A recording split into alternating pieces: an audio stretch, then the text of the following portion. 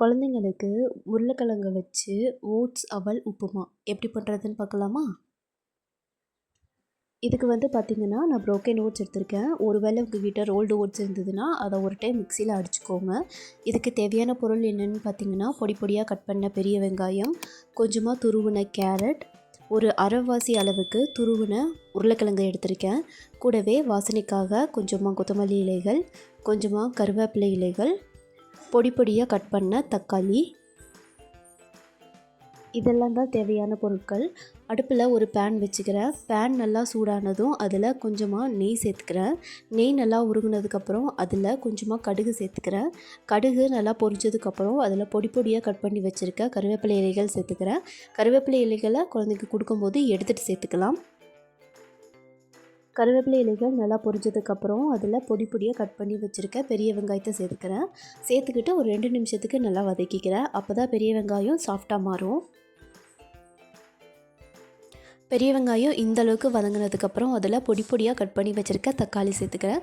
தக்காளியில் மேலே இருக்க தோலை எடுத்துகிட்டு நான் குட்டி குட்டியாக கட் பண்ணி வச்சுருக்கேன். அதே மாதிரி நீங்களும் வச்சுக்கோங்க. இது கூடவே துருவின கேரட்டும் சேர்த்துட்டு 1 நிமிஷத்துக்கு வதக்கிக்கிறேன்.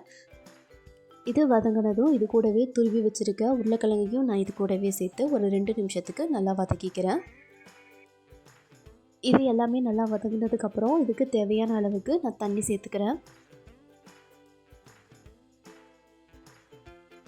எல்லாத்தையும் நல்லா கலந்து விட்டுட்டு இந்த மாதிரி மூடி போட்டு ஒரு 2 நிமிஷத்துக்கு தண்ணி நல்லா கொதிக்கட்டும். அப்போ தான் உருளைக்கிழங்கு, கேரட் எல்லாமே நல்லா வெந்து வரும்.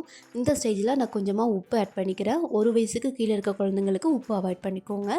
கூடவே வாசனைக்காக கொஞ்சமாக கொத்தமல்லி இலைகளை பொடி பொடியாக கட் பண்ணி சேர்த்துட்டு அதையும் நல்லா கிளறி விட்டுக்கிறேன்.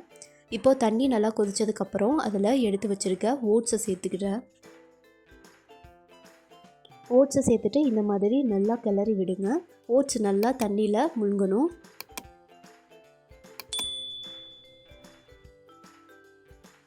இப்போது இதையும் ஒரு 5 நிமிஷத்துக்கு மூடி போட்டு நல்லா வேக வைங்க. அப்போ தான் ஓட்ஸும் நல்லா வெந்து வரும்.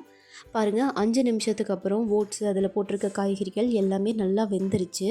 உங்களுக்கு தெரியும்னு நினைக்கிறேன்.